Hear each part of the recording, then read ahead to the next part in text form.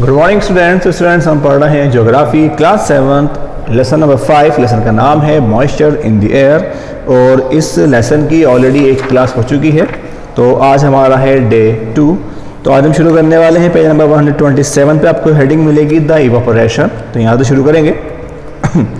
When we spread wet cloth in the sun they dry up because the water had turn into water vapour which is invisible. तो बता रहे हैं कि जब हम गीले कपड़ों को सूरज में सुखाते हैं या फैलाते हैं द ड्राई अप, वो सूख जाते हैं। क्यों?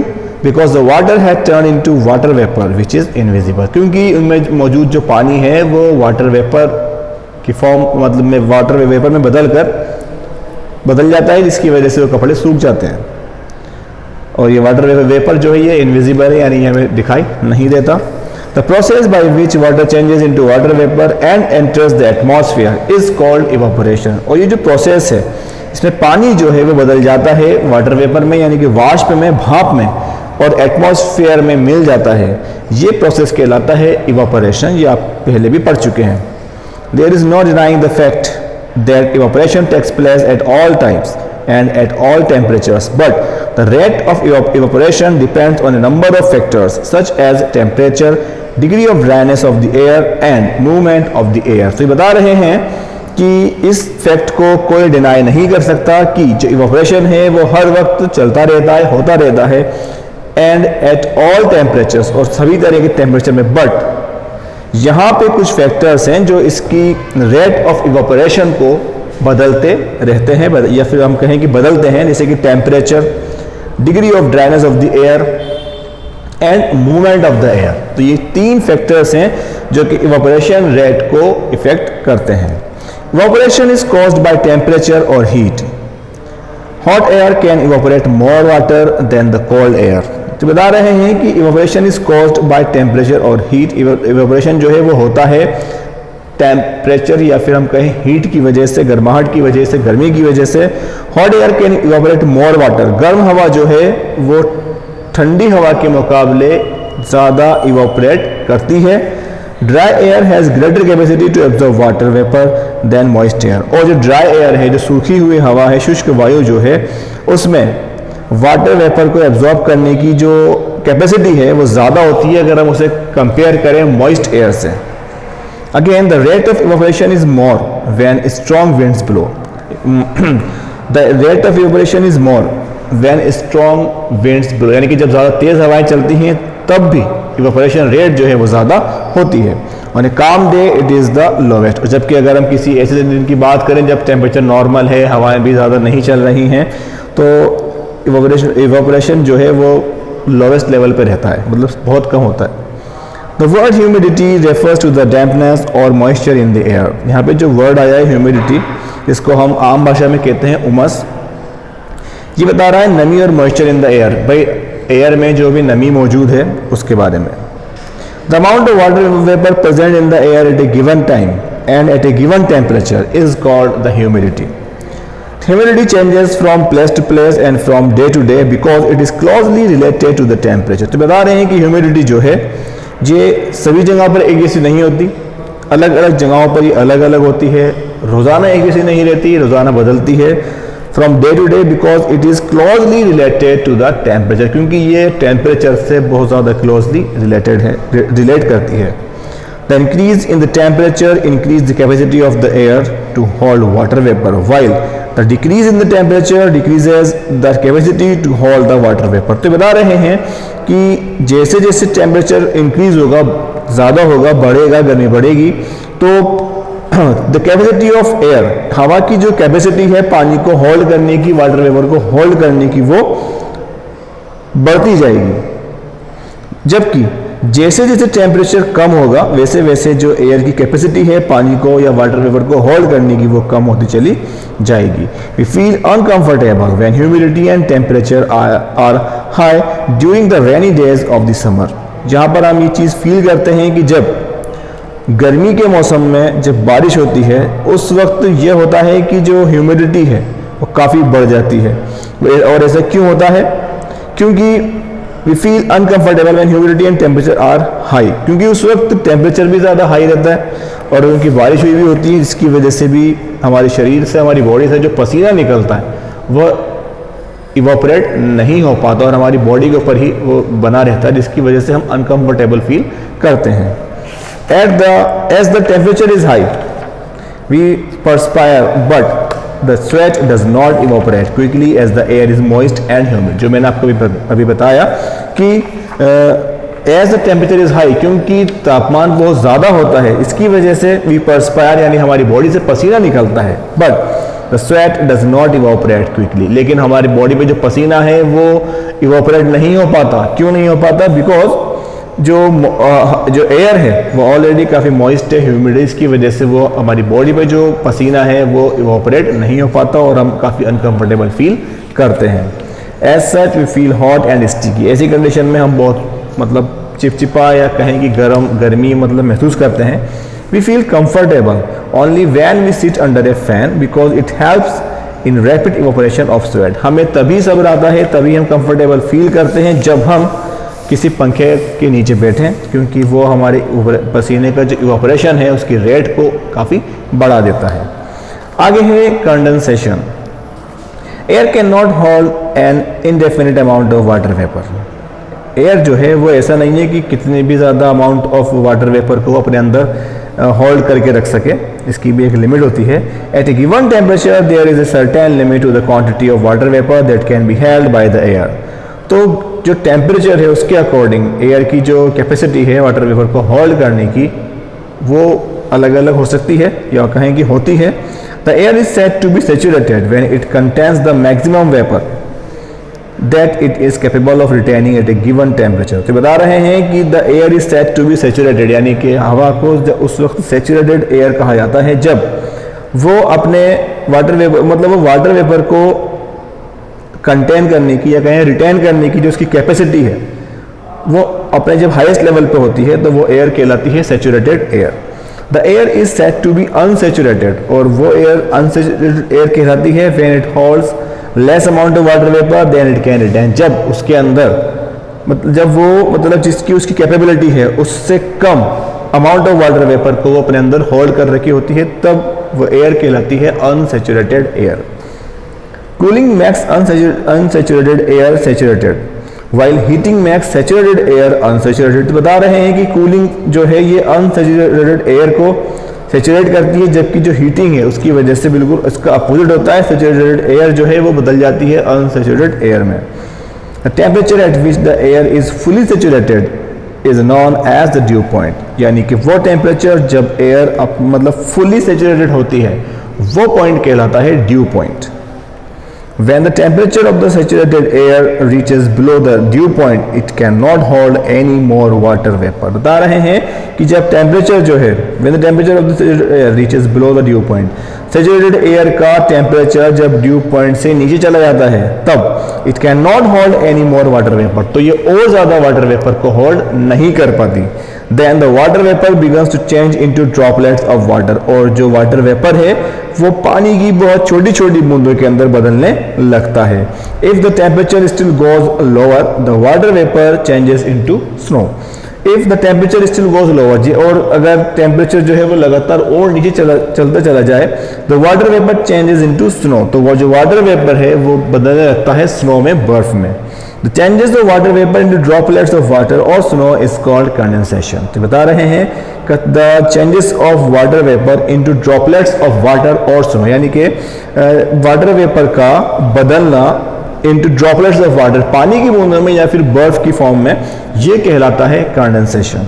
Thus, condensation is the process in which the water vapor in the air changes into tiny droplets of water or ice crystals। तो हम कह सकते हैं कि कंडेंसेशन एक ऐसा प्रोसेस है जिसमें वाटर वेपर जो है water vapour in the air change, यानी कि हवा में मौजूद जो वाटर वेपर है वो बदलने लगता है, चेंज होने लगता है टाइनी ड्रॉपलेट्स ऑफ वाटर और आइस क्रिस्टल्स, यानी कि पानी की या तो बहुत छोटी छोटी बूंदों में या फिर आइस क्रिस्टल्स की फॉर्म में।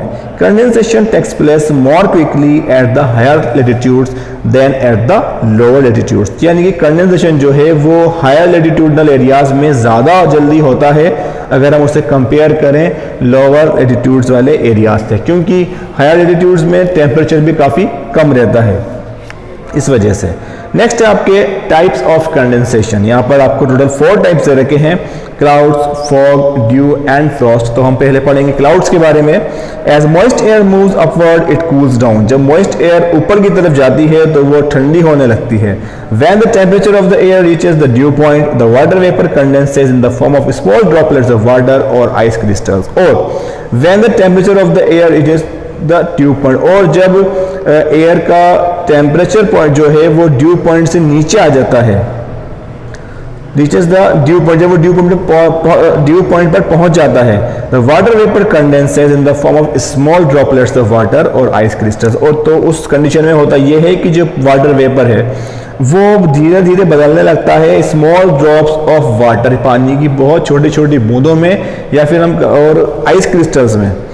These droplets cling to the dust particles and hang in the air in the form of clouds। और ये जो droplets हैं ये एयर के अंदर ही, हवा के अंदर ही डस्ट पार्टिकल से मिल जाते हैं, उनके साथ हो जाते हैं और इस तरीके से फॉर्म होते हैं क्लाउड्स, यानी कि इस तरीके से बादल बनते हैं।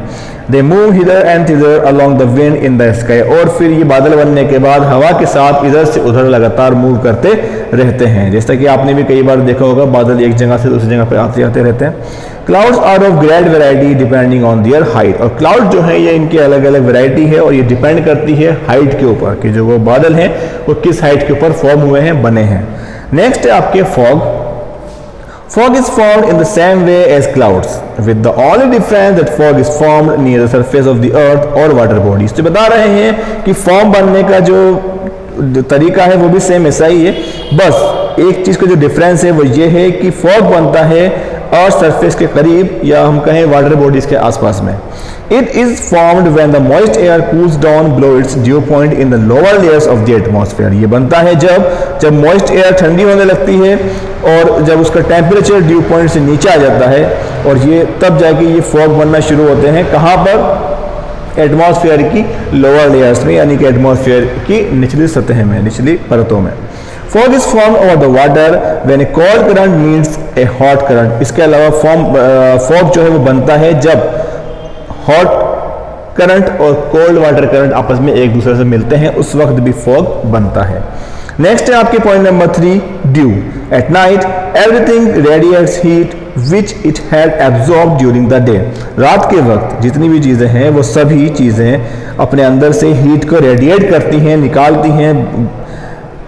और ग्रास, फ्लावर्स, लीव्स और trees radiate heat more quickly than other things because they are good radiators. अगर और इन्हीं चीज़ों के अंदर अगर हम देखें तो grass, flowers, leaves of trees यानी कि पेड़ों की पत्तियां जो हैं ये उस हीट को बहुत ज़्यादा तेज़ी से रेडिएट करती हैं। क्यों? क्योंकि ये अच्छे रेडिएटर्स हैं, because these all are good radiators of the heat. They also cool down more quickly. इसके अलावा ये ठंडे भी ज़्यादा जल्दी, ज़्यादा तेज़ी से होते हैं।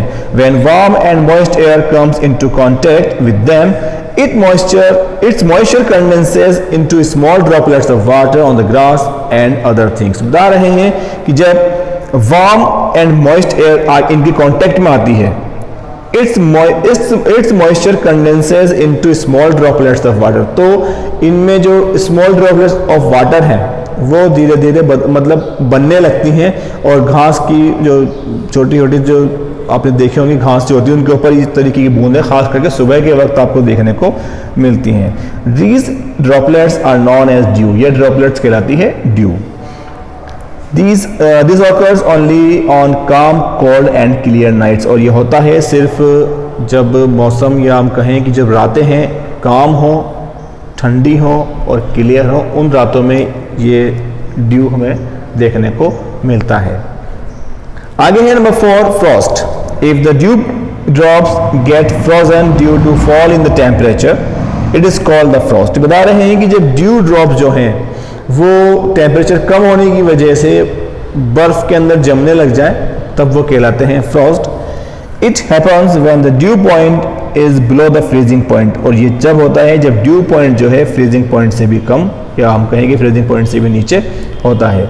In due formation the dew point is above the freezing point. जबकि ड्यू फॉर्मेशन के अंदर जो ड्यू का जो टेम्परेचर है वो फ्रीजिंग पॉइंट से ज़्यादा होता है। आगे है यहाँ पर कंपेयर किया गया है इवापोरेशन और कंडेंसेशन को, यानी कि आपका नेक्स्ट पॉइंट है evaporation and condensation compared.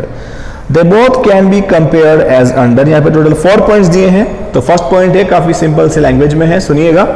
Evaporation is the process by which water changes into vapour. Evaporation जब होता है जब पानी बदलने लगता है वेपर में, यानी कि भाप में। ऑन द अदर हैंड, जबकि दूसरी तरफ condensation is a process by which water vapor present in the air changes into minute droplets of water। जबकि जो कंडेंसेशन है ये तब होता है जब हवा के अंदर मौजूद जो वेपर है वो बदलने लगता है पानी की छोटी छोटी बूंदों में। देखिए वाटर इवापोरेशन तो आप जानते हैं क्या होता है। पानी को जब हीट मिलती है, तपिश मिलती है, गर्मी मिलती है तो भाप बन के उड़ने लगता है। जबकि जो कंडेंसेशन है इसमें तो उसमें उल्टा होता है। इसमें होता यह है कि हवा के अंदर मौजूद जो वेपर है वो धीरे धीरे जो है वो बदलने लगता है पानी की छोटी छोटी बूंदों में। जैसे कि आपने कभी देखा होगा, आप फ्रिज से बॉटल निकालते हैं, उसके पानी को आप किसी ग्लास के अंदर भरते हैं, तो जब वो ग्लास है वो कुछ सेकंड्स बाद ही आप देखें उसके चारों तरफ पानी की छोटी छोटी बूंदें वो आ जाती हैं। तो वो पानी की बूंदें जो उसके ग्लास के आसपास जमा हुई हैं वो कंडेंसेशन की वजह से ही हुई हैं। वो इसलिए हुई है क्योंकि एयर के अंदर मौजूद जो वेपर है, जो भाप है, वो उस अचानक से बदलने वाले टेम्परेचर की वजह से वो पानी की बूंदें जो हैं वो ग्लास की चारों तरफ या हम कहें बोतल की चारों तरफ बन जाती हैं। ये प्रोसेस कहलाता है कंडेंसेशन। आगे है second point, evaporation takes place more when the weather is hot, dry and windy. Evaporation जब ज़्यादा होता है जब मौसम गर्म हो, सूखा हुआ हो और विंडी हो, यानी कि जब हवाएं चल रही हो। ऑन द अदर हैंड, जबकि दूसरी तरफ condensation takes place when the temperature of the saturated air goes down below the dew point. जबकि कंडेंसेशन उस वक्त ज़्यादा होता है जब temperature of the saturated air goes down below the dew point. जब सैचुरेटेड एयर का जो टेम्परेचर है वो ड्यू पॉइंट से भी नीचे चला जाए, उस वक्त होता है कंडेंसेशन।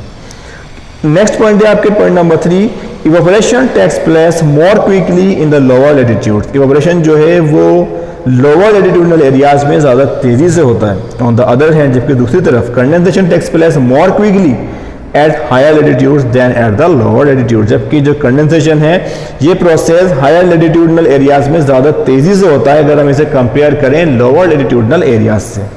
लास्ट पॉइंट है इसमें, fourth point, as a result of evaporation the amount of water on the surface of the earth goes on decreasing. Evaporation की वजह से अर्थ पे मौजूद जो पानी है उसका जो लेवल है वो मतलब कम होने लगता है। जबकि दूसरी तरफ on the other hand, as a result of condensation condensation की वजह से the amount of water goes on increasing. Amount यानी कि पानी का जो अमाउंट है वो धीरे धीरे इंक्रीज होने लगता है।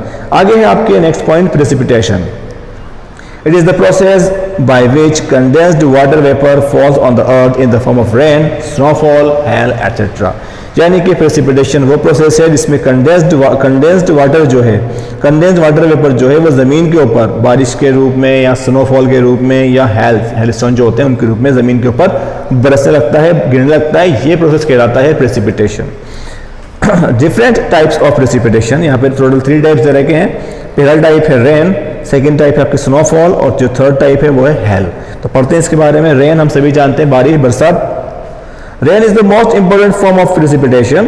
When the clouds rises up or is blown to a cooler region, the small droplets of water become colder and they join together to form bigger droplets. These droplets cannot float in the air; they fall through the air on the ground as rain. तो बता रहे हैं कि जब when clouds rises up or is blown to a cooler region, जब cloud जो है या तो बहुत ज़्यादा ऊंचाई पे चले जाए या फिर किसी ऐसे एरिया की तरफ चल जाए जहाँ का टेम्परेचर काफ़ी ठंडा है, वहाँ पर जो पानी the small drops of water become colder, वहाँ पे जो पानी की छोटी छोटी बूंदें जो कि क्लाउड्स के अंदर हैं वो धीरे धीरे ठंडी होने लगती हैं, ज़्यादा ठंडी होने लगती हैं। और इसके अलावा जब वो एक दूसरे से मिलती हैं तो एक दूसरे से मिलने की वजह से उनका जो वेट है, उनका जो वजन है वो थोड़ा बढ़ जाता है और इतना बढ़ जाता है कि वो ड्रॉपलेट्स अब हवा के अंदर फ्लोट नहीं कर पाती और वो ज़मीन के ऊपर बारिश के रूप में बरसने लगती हैं।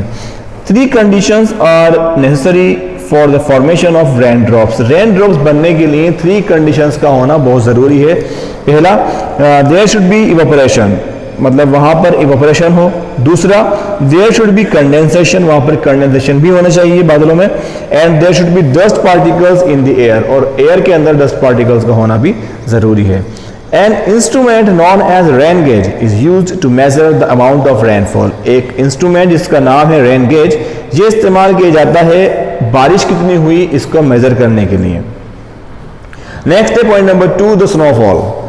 When the temperature of the air reaches below the freezing point, the water vapor in the air condenses directly into crystals and later on into flakes of snow without passing through the liquid form. When these flakes of snow fall on the ground, then snowfall occurs. आगे बता रहे हैं ये कि जब when the temperature of this air reaches below the freezing point, जब हवा का जो टेम्परेचर है वो फ्रीजिंग पॉइंट से भी कम हो जाता है, तब water vapour in the air यानी हवा के अंदर मौजूद जो वाटर वेपर है कंडेंसेस डायरेक्टली इनटू क्रिस्टल्स, वो सीधे ही बदल जाता है किसमें, क्रिस्टल्स के अंदर, या फिर उसके बाद बदल जाता है किसमें, ये फ्लैक्स में। स्नो फ्लैक्स जो होते हैं, जो कि आपने स्नोफॉल देखी होगी उसमें without passing through the liquid form, यानी कि ये लिक्विड फॉर्म में भी नहीं आता पानी, सीधे ही क्रिस्टल्स में और उसके बाद सीधे स्नोफ्लेक्स के अंदर ये बदल जाता है और फिर यही स्नोफ्लेक्स जो है गिरने लगते हैं और इसी को हम कहते हैं स्नोफॉल। नेक्स्ट है आपके point number 3, hail. Sometimes the rain drops may reach colder regions where the temperature is below the freezing point. कभी कभी होता ये है कि जो रेन ड्रॉप्स हैं वो पहुंच जाते हैं इसी जगह पर जहां का टेम्परेचर ज़्यादा ठंडा है, and where the temperature is below the freezing point, यानी कि जहां पर टेम्परेचर जो है वो फ्रीजिंग पॉइंट से भी नीचे है। In that case the rain drops get frozen, और उस कंडीशन में होता यह है कि जो रेन ड्रॉप्स हैं वो ठंडी होने लगती हैं, but a strong upward air current throw them back, लेकिन वो बूंदे जो हैं जमीन पर नहीं गिर पाती। क्यों? क्योंकि वहां पे जो एक अपवर्ड एयर करंट है वो वहां पर हो रहा होता है, यानी कि पानी की बूंदें नीचे की तरफ जा रही होती है, लेकिन वो स्ट्रॉन्ग अपवर्ड एयर करंट जो है वो उन बूंदों को वापस ऊपर की तरफ फेंकता है। It may happen more than once, और ये एक से ज्यादा बार होता है। till the weight of these frozen drops is more than the upward thrust of the air and then they fall on the earth in the form of hailstone। और ये process जब तक चलता रहता है जब तक कि उन ड्रॉपलेट्स का जो वजन है वो इतना ज़्यादा नहीं हो जाए कि वो उस एयर करंट को मतलब पार करके ज़मीन पर गिरने लगे। और इस कंडीशन में होता ये है कि वो ड्रॉपलेट्स लगातार उनका साइज जो है वो बड़ा होने लगता है, और जब उनका वजन बहुत ज़्यादा हो जाता है तो वो ज़मीन पे हेलस्टोन्स की फॉर्म में, यानी कि जिसको हम आम भाषा में कहते हैं ओले, उनकी फॉर्म में ज़मीन पर गिरने बरसने लगते हैं। They fall more often in summer than in winter, और अक्सर ये समर सीजन में ज़्यादा होता है अगर कंपेयर करें विंटर से। तो hailstones can cause great damage to standing crops, animals and human beings. Hailstones जो हैं ये बहुत ज़्यादा नुकसान पहुँचाते हैं स्टैंडिंग क्रॉप्स, जो फसलें बन के तैयार हो चुकी हैं, पककर तैयार हो चुकी हैं, उनको, एनिमल्स को और ह्यूमन बींग्स को। तो ये थी हमारी आज की क्लास। कल हम पढ़ेंगे टाइप्स ऑफ रेनफॉल, और कल हम कोशिश करेंगे कि ये लेसन हमारा पूरा हो जाए, और आपको जो सिलेबस है वो आज ग्रुप के अंदर बता दिया जाएगा। मिलते हैं अगली क्लास में, तब तक के लिए goodbye, have a nice day.